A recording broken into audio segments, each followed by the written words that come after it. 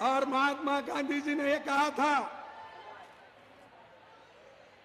और वल्लभ भाई पटेल ने इनको उस वक्त जब गांधी जी को ये लोग गोली मारे, उनकी मृत्यु किए, तो उस वक्त वल्लभ भाई पटेल, जरा खामोश बैठो भाई, तुम्हारा जोश बाद में दिखाओ, चुनाव में उसमें 4 फरवरी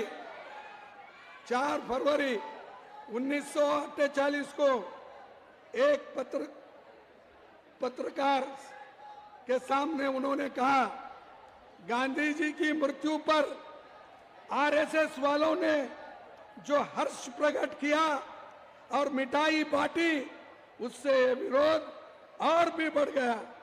इन हालात में सरकार की आरएसएस के खिलाफ कदम उठाने के अलावा कोई और रास्ता नहीं बचा। ये वल्लभ भाई पटेल बोले। इस आरएसएस को उन्होंने इसको बंद करने का ऑर्डर दिया। वही वल्लभ पटेल के और नेहरू जी के बीच में ये लोग झगड़ा लगाते हैं। अरे भाई, वल्लभ पटेल ने बोला कि जो लोग गांधी जी को मारे, हमारे नेता को खत्म किए, उनको मैं कभी छोड़ूंगा नहीं, वो बयान करूंगा। तो आरएसएस को उन्होंने बैन कर दिया वल्लभ भाई पटेल।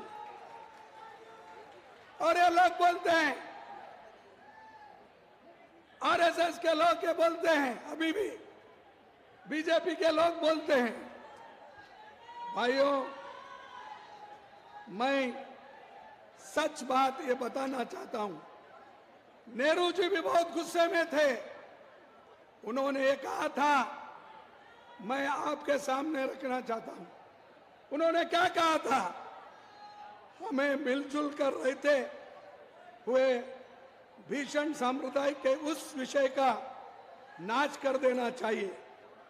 हमें मिलजुल कर रहते हुए भीषण सांप्रदायिक के उस विषय का नाश कर देना चाहिए जिसने हमारे युग के सबसे महान पुरुष को मार डाला। और एक बार पढ़ता हूं, सांप्रदायिकता के उस विषय का नाश कर देना चाहिए जिसने हमारे युग के सबसे महान पुरुष को मार डाला।